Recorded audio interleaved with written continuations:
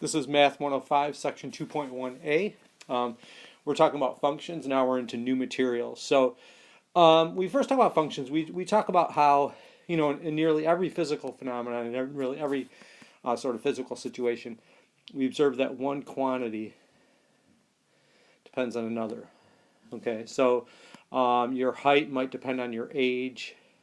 As you get, as you're younger, you might get taller. As you get older, you might get shorter. Temperature depends on the date. It's colder in the winter here. The cost of mailing a package depends on its weight. So we can think of a function as a dependency, that we have two quantities and one is dependent on the other. So here we can say height is a function of age. Height depends on age. Temperature is a function of date. Temperature depends on what date of the year it is, what time of the year it is. Postage cost would be a function of weight. Postage depends on weight. So we can think of a function as the age is like our input and height is like our output. Date is like our input, temperature is like our output, and weight is like our input, and postage cost would be like our output. Okay, so we use this term function to describe dependence of one quantity on another. Okay. We give these three examples. Height is a function of age, temperature is a function of date, and cost of mailing a package is a function of weight. Some other examples here might be the area of a circle is a function of its radius. If you have a larger radius, you'll have a bigger area. Number of bacteria in a culture is a function of time. So maybe if it's bacteria reproducing, the number of bacteria will grow as time goes by. Weight of an astronaut is a function of her elevation. So depending on how far away off the surface of the Earth, the gravity has a different effect, so your weight is different. Okay. The price of a commodity is a function of the demand for that commodity. So if demand is high, price might be higher because they can sell more. Okay, we can also look at the function as a rule. For example, we could say the rule that describes how the area of a circle depends on its radius.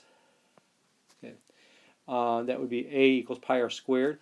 That would be that formula describes a function where we could say r is our, that area of the circle depends on the radius, that we square the radius times pi to get our area. Okay. So even if we don't have, when a precise rule or formula describing a function is not available, we can still describe the function by a graph. Okay. We can still describe by a graph. Okay. So one example is if you turn on your hot water faucet, the temperature of the water depends on how long the water has been running.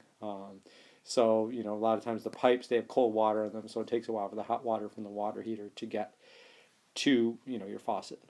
Okay, so we can say the temperature of the water from the faucet is a function of time, that it gets hotter as time goes by. Okay. Or if you're running out of hot water, maybe it's going to get colder. Okay, and we talk about a function as a rule. That's one way to describe it. Okay, we usually use lowercase letters starting with f, so we might use FGH to represent functions. Okay, so we can say f is a rule which says square the number. Okay, and that might look at like this. I'll use our function notation, which we haven't talked about yet, but this we'd say f. The function takes our x, which is our input, and it squares it. Okay, so that our function notation would look like that. F of x equals x squared. And this we would describe as f of x. Okay, so a function f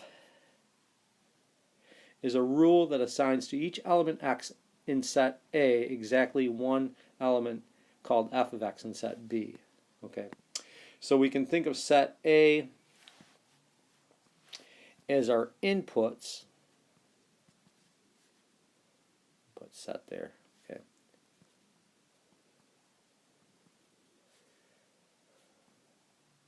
Those are x. And set B would be our outputs, which we call f of x or y. Okay.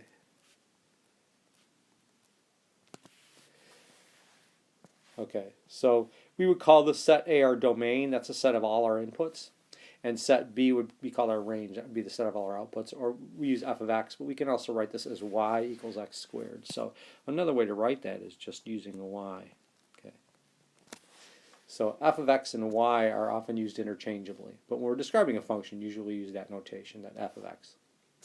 Okay, so this symbol f of x is read literally as f of x or f at x, and is called the value of f at x, or the image of x under x under f. Okay.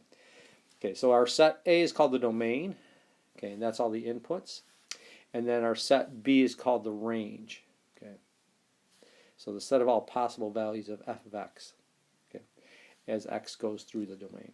Okay. So let me change the notation here, but there should be a little element sign there. Okay. So we can say the range of f is, remember we use our set builder notation, the set of all f of x such that x is an element of A. And let's write domain too while we're at it. So we'll say domain of f, a little bit easier to define, is the set of all x such that x is an element of A. Okay. So let's start with domain. Domain of f is just the set of all x's where x is in A. Okay. And then the range is all the f of x's, all the y's where x is in A, where we're using all the different x's in A. Okay.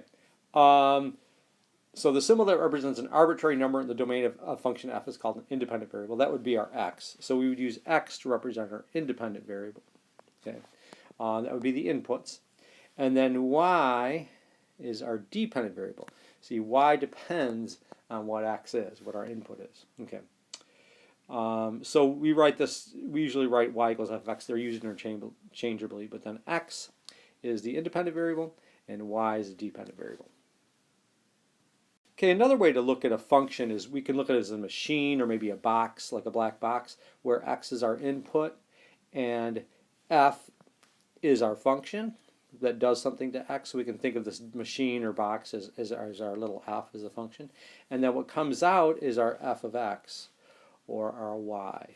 Okay, so we could write that as y as well. Okay. Y. Okay.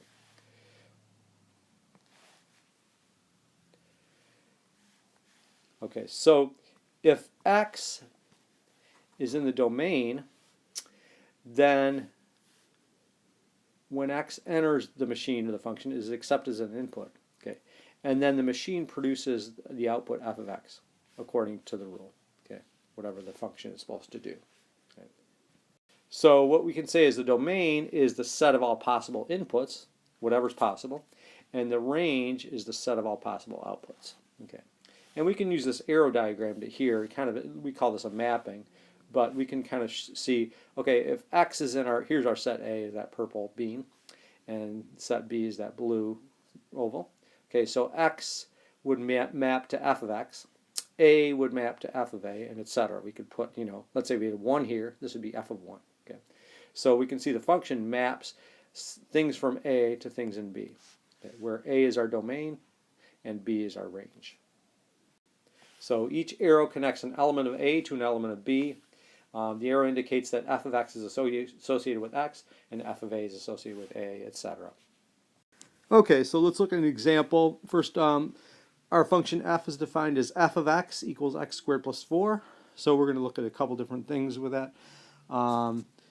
Express in words how f acts on the input x to produce the output f of x. So we'll look at that first. Okay, so the formula tells us that our function f first squares the input x and then adds 4 to the result. So we can say f is the function square your input, then add 4. That's kind of, just a series of steps that the function does to our input. Okay. So if we have f of x equals x squared plus 4, f of 3 says we're going to take 3 and square it and add 4. So 3 squared is 9 plus 4 is 13. Okay. F of minus 2 says we're going to take minus 2 squared. Now make sure you put the minus in the parentheses because we're taking that whole minus 2 and squaring it. So minus 2 squared is 4, plus 4 is 8. And then f of square root of 5 would be take the square root of 5 and square it, and then add 4. So square root of 5 squared is 5, plus 4 is 9. Okay, so f of square root of 5 is 9. Okay, and for C we wanted to know the domain of f. Okay, and remember the domain is all possible inputs for f. So think of f of x equals x squared plus 4. Is there any number that we can't square and add 4 to, real number? And the answer is no. We can do that with any number. So the domain of f is the set R of all real numbers. Remember, I usually write it like this on the board, but we talk about real numbers. We can say domain, I'm going to use our capital D for domain, and we can say x is an element of the set of all real numbers. So that'd be our domain. Okay. And then the range is all possible outputs. So range is all possible outputs of f. Okay.